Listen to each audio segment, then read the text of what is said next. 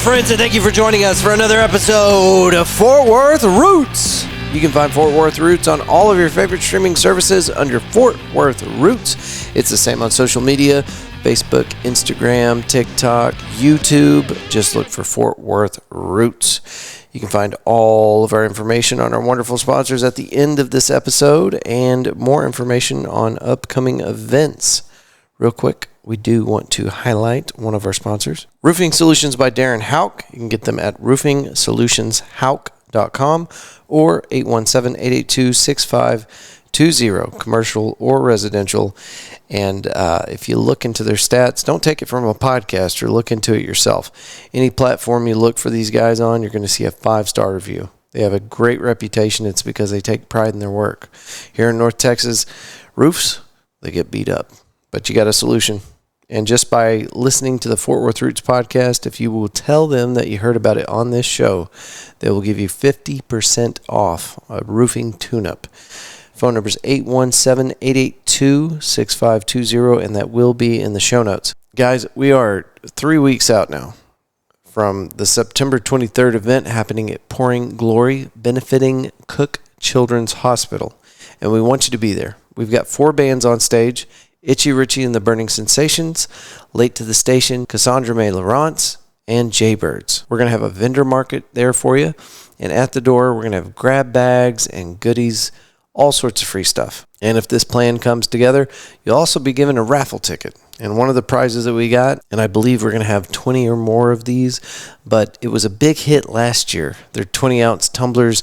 They got lids on them. They're insulated, and it's got the Fort Worth Roots logo on the front of it. Really clean-looking design, brought to us by Hawk Walker Originals, and people just loved them last year. We're going to get more gift ideas for the door prize, but more details to follow. That is going to be September 23rd out at Pouring Glory, 11 to 6. Thank you to everybody that came out last year. We hope you come back this year and bring 10 friends. Again, that's going to be benefiting Cook Children's Hospital.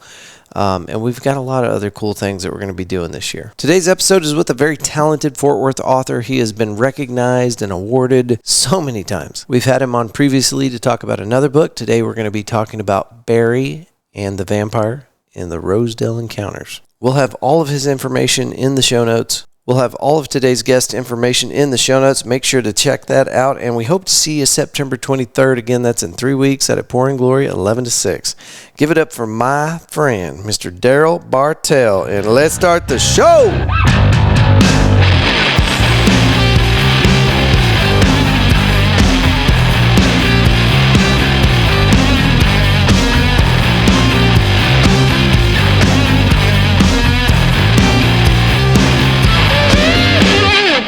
Did I say the name right? Yes, you did. Okay. Barry and the Vampire in the Rosedale Encounter. That's right. That's right. So let's get into that, like right off the bat. Okay. Are you a vampire? No, but I have been known to suck the life out of people once in a while. Well, not this episode. For sure. I promise I'll behave. To be honest with you, I made it to the point where Barry, spoiler alert, folks, you need to read this book yourself.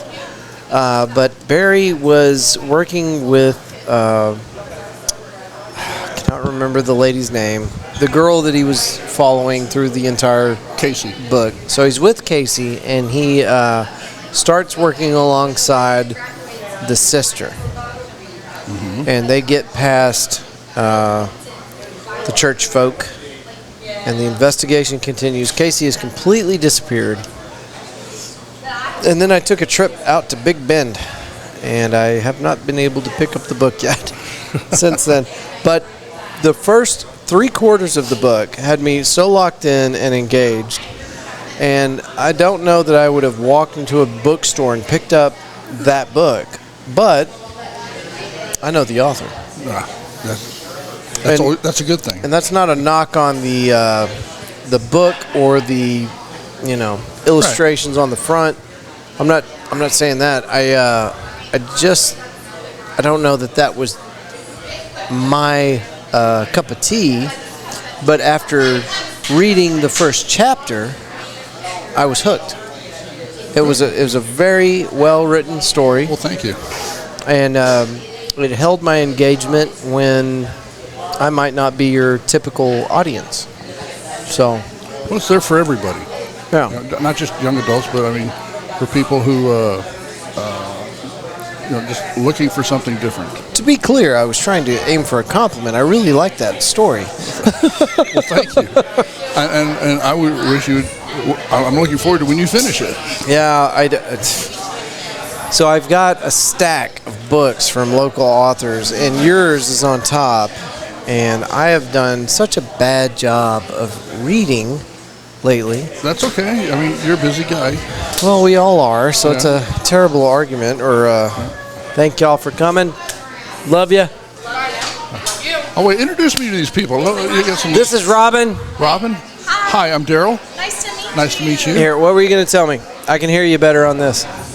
I'm very proud of you, and congrats on such a great event, and we will see you soon. Fort Worth Roots is only where it is today because of people like Robin. You're thank awesome. you so much. She's lying. Now this one, I don't even know. Hey, we all try. We all just have really big mouths. So. And who's this lady here? This is Caitlin. Caitlin, hi. Big mouth, bigger ass. Put that out there. That's true. We're so glad you're leaving. I love you. You ruined my show. She's a handful. That's Caitlin from Forever Reckless. Okay. And she's the light of our lives. She's just nonstop entertainment everywhere you go. We love you. Are you still out there? Yeah, she's still out there. Shake some ass for us. There we go. Jordan's shaking it for us. There's Caitlin. This is all about you, girl.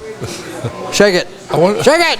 There we go. I wonder what they do if you play music and you bring out some $5 Well, bills. we could play this for them. Go on, girls. Here's your stripper walk-up song. Let's go. Shake it. Yes. Get after it. Where's Robin? Robin, you shake your ass. Itchy, you shake it. Come on, Itchy. There he is. Yeah. Yeah, baby. Shake, don't twerk. We'd throw dollar bills at you if this wasn't a free event. We're broke.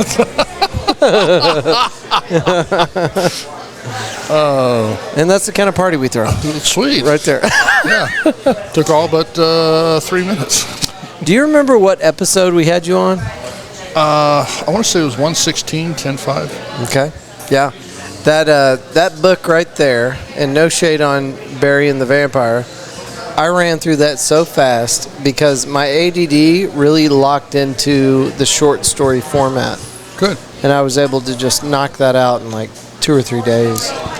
I got emotionally invested in the Barry and the Vampire book, though. Good. That's what it's designed to do. It's something I think maybe I'm a little concerned with finishing it because I don't want it to end. Well, I've been working off and on ever since I finished Barry and the Vampire on book 2. Yeah. And which probably will turn into book 3. You're going to do a 3-part series on this? It's a possibility. Oh, dude. It's a possibility. Okay. Well, I got to knock it out. Yeah. I had everybody from my daughter Danita to other friends of mine. My theater mentor, the late Stacy Schronk, who just recently passed away. He was asking me about it 2 weeks before he died. And I said, I've been working. It's just, life keeps getting in the way. Matter of fact, during the pandemic, I said to myself, hey, I've got an opportunity here to finish Barry, and then I ended up doing the Corona monologues instead. Another book that I have that I need to read. And so, I've been trying to, sit down and finish it, and then I was working on Barry and the Vampire. I'm working on another anthology that I'm going to be calling Haunted Tales of the Hospital. Okay. I worked at a hospital for almost 2 years as security, and taught some wonderful people there at the Medical City Alliance, and a lot of stories. I was there like walking around like that's a story here. And how do you get it put into words? And then I left, and it was like all these ideas just whoosh. Yeah. And it started hitting me. So I've already 20,000. I've got 2 stories done. I'm 20,000 words into it, and working on a third one. Matter of fact, I just went to the train station. I didn't know that the train station and the bus station are at the same place. Here. The one on the west side of downtown, or east side? East side, yeah, on Jones Street. Uh-huh. I didn't know they were both at the same place. I had no idea. It's a mess, that whole thing. So I remember when they used to be separate. But yeah, and so I talked to a couple of people there, picked up some brochures, so I could research the current story that I'm working on right now, and that's what we authors do. We try and research to get those specific details. Yeah. And Barry, I had come up with. Let's see. I believe it or not, it was a book that I had never intended to write. Mm-hmm. I think I told you the story in during 10-5. I was working Walmart, which we all know is the center of the universe. Of course. And I was there in the middle. It was Halloween, and I swore I would never write, a vampire book because the genre had already been so overdone. I mean, right. You had Twilight, and then other vampire movies were coming out, other werewolf movies were coming out, and there I am, right in the middle of Halloween, the Halloween gifts, Halloween costumes and everything. And I'm surrounded by vampire teeth, vampire cape, vampire blood, vampire wigs, vampire jewelry, vampire fingernails. And I just threw my hands up in the air and said, you know what, screw it. I'll just go and write a short story. So the first chapter that you read was originally just a short story. Oh, really? Yeah. And okay. I took that to my writers group, read it, and one of the members said, oh, wow, that's really cool. I can't wait to see how the rest of the book turns out. I thought, oh, crap, you just had to put that on me. So then I went ahead and thought, okay, if I'm going to turn this into a book, I've got to have some conflict. I've got to have an antagonist. I've got to have a quest. Yeah. Something that Barry, my protagonist, and Casey, the vampire, would team up on. So, and Casey's a little haughty, by the way. Just a little. There's no pictures in this book, but you did a good job of describing her. Thank you. I appreciate that. I'm sure she does too. Yeah. And as a matter of fact, Casey was actually based on a friend of mine. No, I would love to see a picture of that. So moving right along. I wish I could bring it up on my phone, but I think for reasons she decided to get off social media and everything, which is addictive and for mental health reasons. But yeah.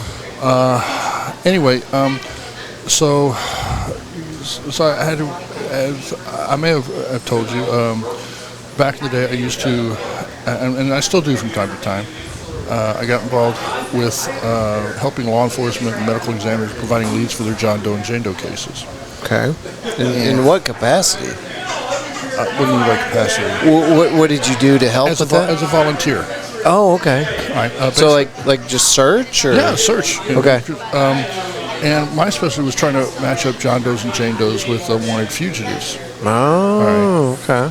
So I was surprised. And how I got involved in that, this is a story. I was working security, and I'd come across this article in the newspaper about it. And this individual still to this day has not been identified. A John Doe that was found behind the Old Bally's Health Club off of Oakland and I-30. Okay. All right, which is now some sort of a nightclub spot.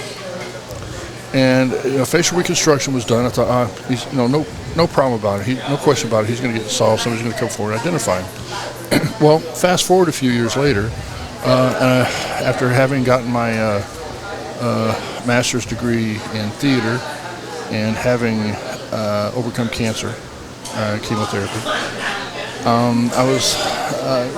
I went to attend the American Broadcasting School in Arlington, Texas, which is now gone.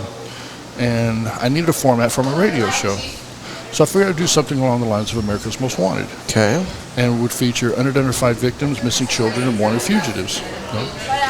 Well, as I was doing the research on Texas Department of Public Safety's missing persons website, I came across the same case that I had come across when I worked security earlier, that this kid still had not been identified. Damn.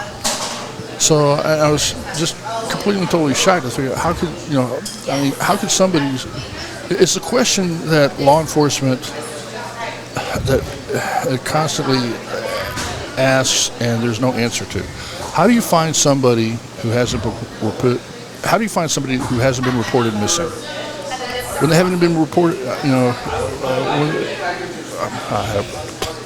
how do you find somebody that hasn't been reported missing when nobody's looking for them? Yeah. And and you would be surprised at the number of individuals out there that have just nobody's come forward to make claim. Just disappeared into the ether. Yeah, pretty much. And of course, after as time went on, technology has advanced much where you can take somebody's DNA and you can do a facial composite from for anywhere from the victim to the suspect. Yeah. So being able to match people from point A to match a victim and so forth, it's kind of gotten obsolete now, since instead of doing facial reconstructions, Yeah. they just put the DNA in the database and we got a match. Yeah. We'll catch them later. Yeah, or we'll catch 20 years down the road. Yeah, but it's so I used that as the unidentified victims, missing children, and had them team up where they would go after they had come across a similar. What happened was Barry was at the library doing research for his term paper. Yeah. On the case, and he came across. For our listeners, Barry that he's referring to is from Barry and the Vampire. Yeah, right. Yeah. And he came across a missing persons case, a recent missing persons case. And he looked at it and said, "Wow, it looks just like Casey, who had rescued him." Yeah. And then when he went and clicked on Casey's case, the Casey, and it turns out that the woman that he had found when he was doing the research was her niece, who had disappeared. Yeah. And they could have been twins. All right. So he goes ahead, prints off the file, heads to where she was working as a nurse at a free clinic, and she did not appreciate him sticking his nose into her business. Yeah, she's a vampire, and he's getting into her business. Right. And because he let it know, said, look, your family's still looking for you. All right. And she said, look, are you kidding me? Are you crazy? Look, dude, I'm a vampire. All right. You think my family's going to welcome me with open arms? Take your stuff, get out of here. So then he goes home, and he's at home, and mom's there, working dinner and so forth. And Casey ends up, putting the mom in hypnosis, and Casey says, "Look, I'm not here to hurt you. I appreciate what you did, and I want to go look for my niece, and you want to ride and come with me?" So, and then story picks up from there. There we go. So picks up there. So they go on a quest to try. They go on a quest to try and find her niece, to make sure that she doesn't end up falling into the pitfalls of possibly becoming a vampire too. Now, there's a strong religious aspect to this adventure, and I felt personally very understood by some of this, because I grew up in a strange religious background, right? And it resonated with me. Where did you pick up the idea to incorporate a traveling evangelical community of tent-dwelling ministers? The idea is because, in my opinion, not to downplay or downgrade the good ministers out there, but these guys were carnival. I mean, they're intense. They're yeah, and weirdos. Pretty much, yeah. And I came up with the idea because it's the world that we live in. Yeah, 100%. I mean, we've got you have some religious people who, some preachers and so forth, fathers and what have you, who are legitimate, right? But then you've got some that are just down and outright frauds, using it as an avenue to commit atrocities. Exactly. Yeah. And it's a shame. I'm trying to, hello, it's like, praise God, praise Jesus. Now, hand me money. And it amazes me on how we have all these churches here. And we have to build this place in front of God, on behalf of God, and we have to, this nice high temple and so forth. And meanwhile, I also have to go ahead and live in this nice $2 million mansion. Yeah, never mind me and my new jet, my shiny G6. My shining my shining jet that takes me, because I need the jet to take me from place to place to place, or as I'm building other temples for God. And I'm sitting here like going, dude, seriously? It's... No, I was really... I really enjoyed that part, the twist towards that disgusting aspect of something that otherwise is very good for our community as a whole. But it's no secret that there are people that take advantage of these pure altruistic religious movements. It happens all the time. We see it on television. We hear about it in news stories. Yeah, and I really liked that. That you had the balls to call it out. Thank you. But yeah, it's and trying to get people to realize there's. I know you hate politics and so forth, but I hate when discussing on the show. But for me, where politics is concerned, you just sit back and they're like, we're giving money for this. I mean, come on, it's and what are we getting for it? Nothing. It's every time I turn on the TV, something else is going on with their government that has nothing to do with us. I've got a question for you based off of that, under this same subject. Sure. How do you feel about untested, unregulated submarines this week? That tragedy never should have happened. That wild. It never should have happened. They can. The fact that it was not regulated is the first flag. And I don't understand why somebody, I don't know who does the regulation, like the U.S. Navy or the Coast Guard or whatever. Yeah, I don't know either. But should have stepped up and said, no, this ain't going no place. Well, some people did present hey, by the way, well, I understand this ain't great. Well, I understand that there are people that voice their opinion. There was an employee who brought these concerns up, and he got fired for it. Yeah. And he got fired for it. And how outrageous is that, the world that we're living in, for somebody to be able to go, hey, that's not safe.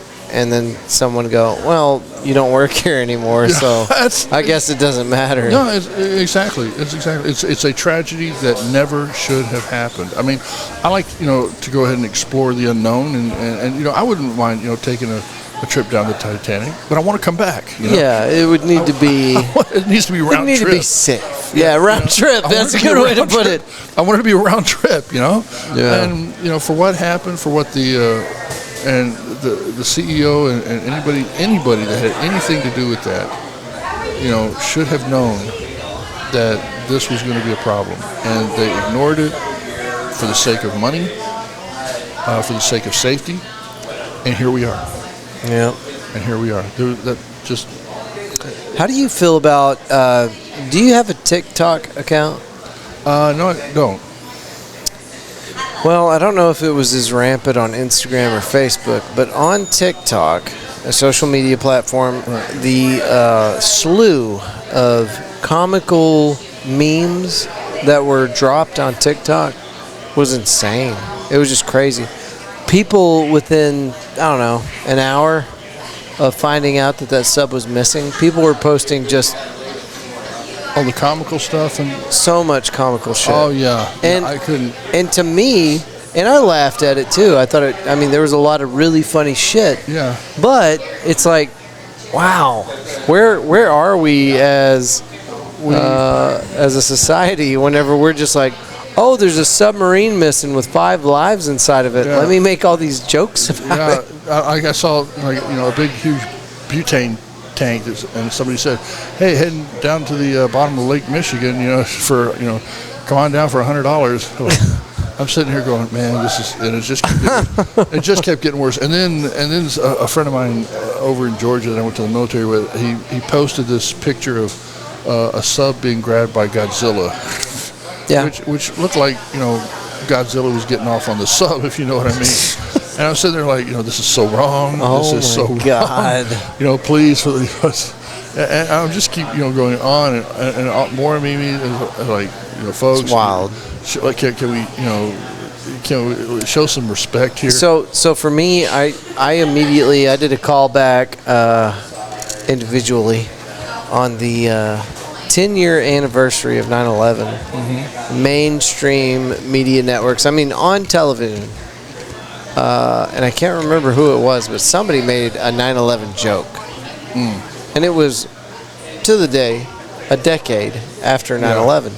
And I remember seeing that going, well, it wasn't funny. It wouldn't be funny then. It's not funny now. Right. Because I lived through that 9/11 time period. Yeah, as right? we all did. So, I don't know. I don't know where the line is on something like that. But I was really taken by, within an hour, people are making fun of these people that are in the worst situation. And it doesn't matter if you think, well, they shouldn't have been down there or whatever. There are people in a tube. Yeah. And we found out a day or two ago that the submarine probably exploded on the way down. When it hit 3,000 feet. On the day it went exploded. down. Yeah. On the day or it went imploded. down. But yeah. And so the whole time we're worried about them, they're gone. Yeah. But it doesn't change the fact that society thought they might still be alive, and everybody's making all these jokes. Right. It's wild to me. I don't know. I know. I know what you mean. I think if we could figure out why that's a normal thing, we might also figure out why mothers are drowning their babies in swimming pools and things like that. I don't know. It's gotten weird, man. Yeah. It's gotten real odd. True. And maybe some of the stories inside of your book, specifically the point where Casey and the main character are inside that warehouse and they're face to face with what's going on, dealing with I don't remember that character's name, but that was he was the priest. I want to say it was Kyle. Yeah.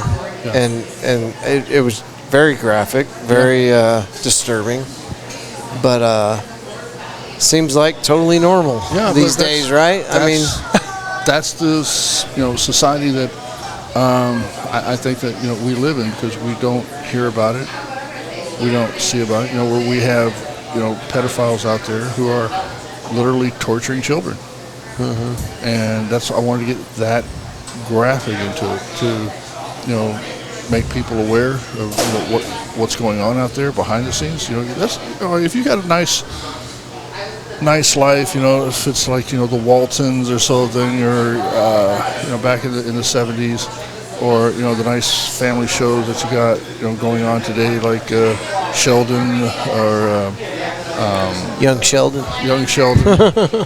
If you got some nice life and nothing goes on and there's no tragedy, good for you. Unfortunately, there's another side to life that's affecting us today. For everything from children being tortured to school shootings. And it's not everything is bed and the bed of roses. And your book, Burying the Vampire, it's not a snuff piece, but you did not shy away from allowing reality in its darkest moments to join us in that story. And I don't know. I liked it a lot, and I was really proud that Darrell Bartell is one of our Fort Worth authors. Well, thank you. Now, if everybody would just buy my books. Buy the book, folks. Buy the Where books. do they go to buy it? Amazon.com, Barnes & Noble. And just search. Also, I've got to give a shout out to my editor, publisher, and dear friend, Amanda Thrasher, CEO of Progressive Rising Phoenix Press. I'm in a very good company of authors. She has a website built up with all of our authors and all of our books listed on there. And if you're not interested in my book, I promise you we've got something for everybody, even children's books. Darrell Bartell on Amazon. You can find all the books right there. Right there. One easy place. Phoenix Rising Phoenix. Progressive Rising Phoenix Press. Excellent. Anything else we can tell the folks before we get out of here? Gosh, I don't know. Are we leaving now? Looks like everybody's having such a good time. We are always having a good time here. But yeah, I think it's time to sign off for now and That'll work. That's continue the story on another chapter. Look forward to it. Yeah. I guess Corona monologues we'll be talking about next. I think so. And the conclusion of Burying the Vampire. Yes. I want to hear your critique on that too. I'll give it to you openly. All right, good. Appreciate Without it. reservation. Okay. Make sure she reads it too. Megan, she is definitely going to read it. Okay. I've already, whenever she asked me, or she didn't ask me, we were talking about metaphysical and the kind of books that she's into, and I said, oh, I got one. No, you did ask me. You asked me what kind of book, or what was a book that, yeah. Megan, when's your birthday? When's your birthday? When is your birthday? April. April. Oh, darn, it's past. A belated birthday present. There you go. Yeah. We're like 11 days apart. Really? Okay. We can do this. Okay. We can make it happen. Absolutely. All right. Darrell, thank you for being here. My pleasure, Can we get sir. you back on the show? Yeah, you know it. All you got to All do is right. ask, sir. All you got to do is Got ask. it. All right. Thank y'all for listening. We'll see you next week. You bet.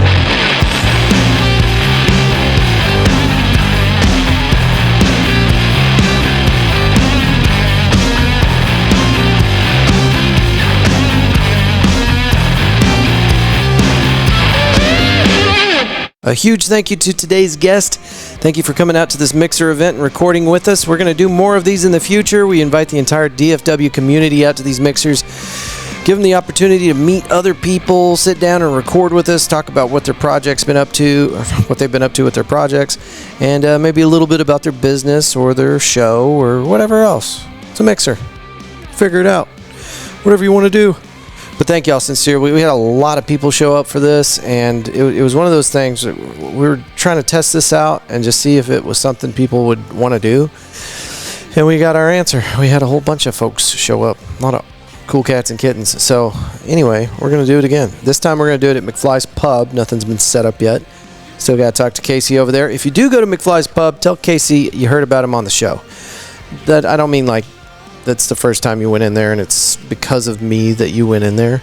But you did hear about him just now. You heard about McFly's. So tell him next time. Do it for me. Do it for the show. Yeah, anyway, we'll do another mixer. If you missed this one, no biggie.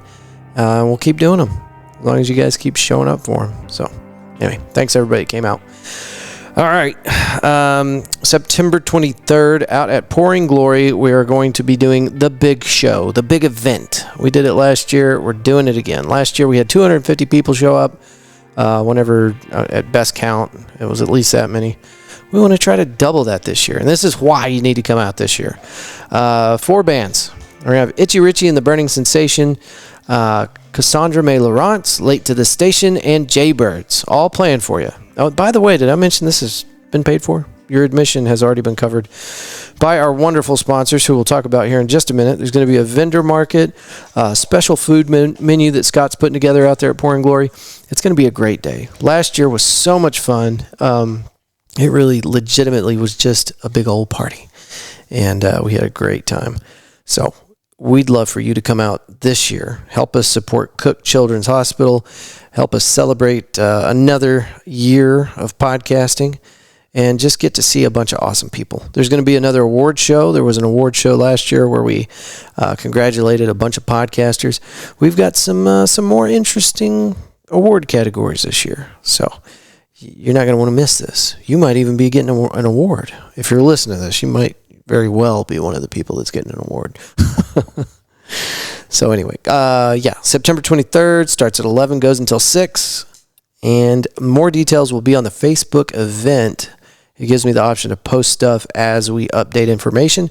So go to Facebook, tell the event thingy that you're either interested or going, and then it will let you know every time we update it with more information. And if you don't know already, we're on Instagram, we're on Facebook, TikTok, YouTube, and all the streaming services. Just look for Fort Worth Roots. You already knew that. Our email also is media@Fort Worth Roots.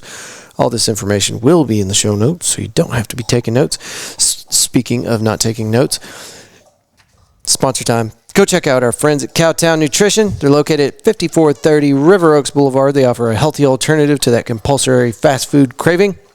You can also load up on your favorite Herbalife products and learn about their fitness groups that they hold on location at Cowtown Nutrition. Check them out on Instagram at Cowtown_nutrition.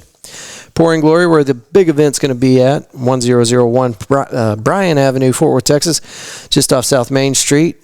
Pouring Glory is a growler refilling station that serves craft beer and award-winning food with live music. They've got a very impressive outdoor area. Take advantage of Dog Park Sunday, 11 to 4, I think. Take your fur babies off of their collar and let them run around and socialize with the other fur babies. Body Machine Fitness, 2300 West 7th Street in Fort Worth, Texas. They offer a truly one-of-a-kind fitness experience. Your first class has already been paid for. Go to bodymachinefitness.com to schedule your first high-energy cardio strength group fitness class with best-in-industry trainer, cutting-edge audio and lighting. Show up early or stay after the class for the IR sauna and nutritious snacks in the lobby. I've been going here for a while. I just recently went on vacation down to Gulf Shores, and we had a great time, but we're having trouble getting back on the bandwagon. We were killing it. We were going to Body Machine Fitness twice a week. We were feeling great, and we could tell a difference in our physique. Our bodies are tightening up, and I don't know. It's great.